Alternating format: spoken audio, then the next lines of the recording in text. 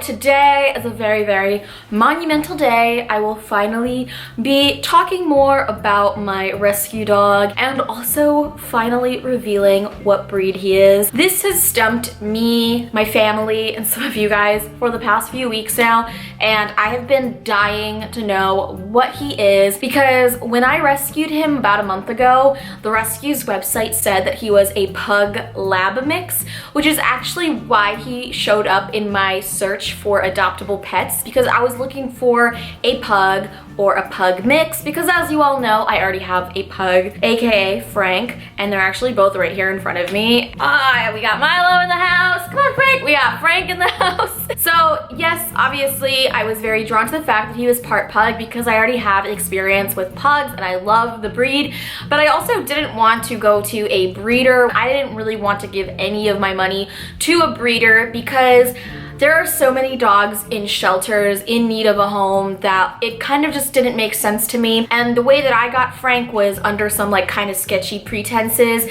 I got him off of Craigslist and he was a rehoming situation, so it's kind of like a private adoption, but everything about it was just so sketchy. Like I wasn't sure where he came from, whether the whole thing was just like a scam for like a backyard breeder. So instead I decided to go through a local reputable shelter. Now, as with rescues, usually you don't know where they came from or what their background is, what their breed is.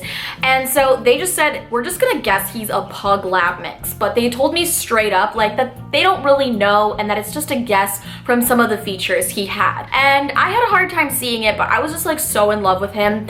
And for the first 2 weeks that they had him, I couldn't take him home because he had kennel cough, and I guess it's illegal for them to adopt out a sick animal. And the 2-week mark came and they said, you know, he's still kind of coughing and we still can't release him. So the only way that you could take him home with you today is if you signed a foster form and you fostered him until he passes a veterinary inspection.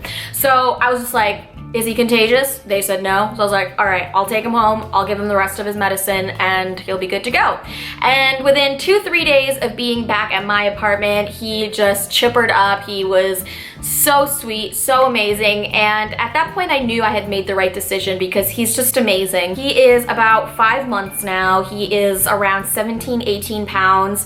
And I've talked to the rescue organization, I've talked to the vet, and we've discussed what his potential size will be. Due to the size that he is now, it is likely that he will be around 40, 45 pounds, which makes the results of the DNA test I did on him all the more confusing because I know he's part lab and I was really expecting to see another small breed in there. So I did a wisdom panel DNA test, which is a highly reputable DNA test. I did one on Frank. I'm still waiting for the results on that, but I did one on Milo, which have come back, and I'm going to tell you guys what breeds he is. Hey guys, we're gonna find out what you are today.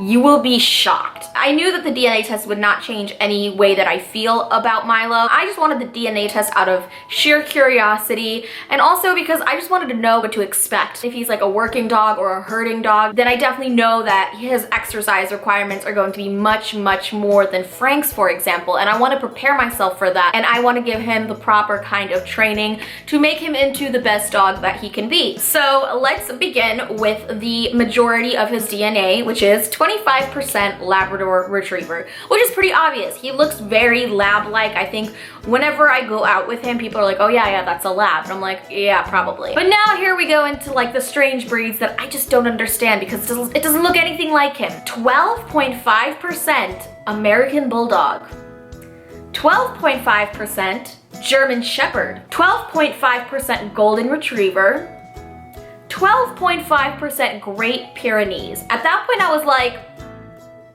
are we sure he's not gonna be like 100 pounds?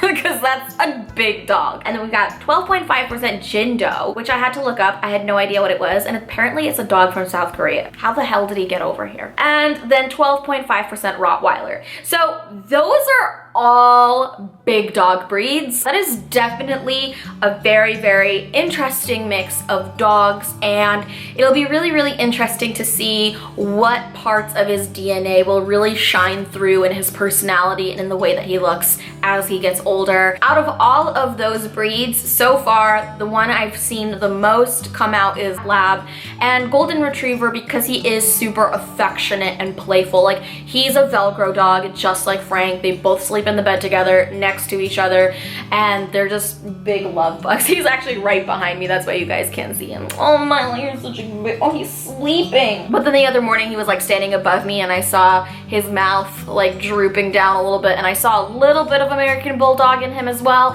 and then he's got like those moles on his face, which kind of remind me of a Rottweiler. So it all kind of just is a big mishmash. He's a big mishmash of a bunch of different dogs. And has it made me think differently of him? No. And I've heard from a lot of people that mutts are highly, highly intelligent.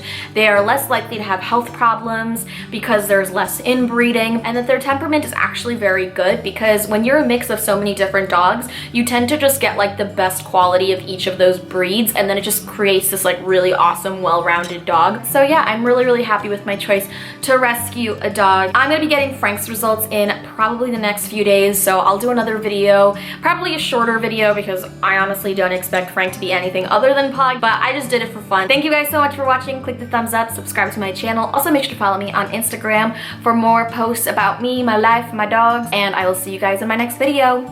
Bye!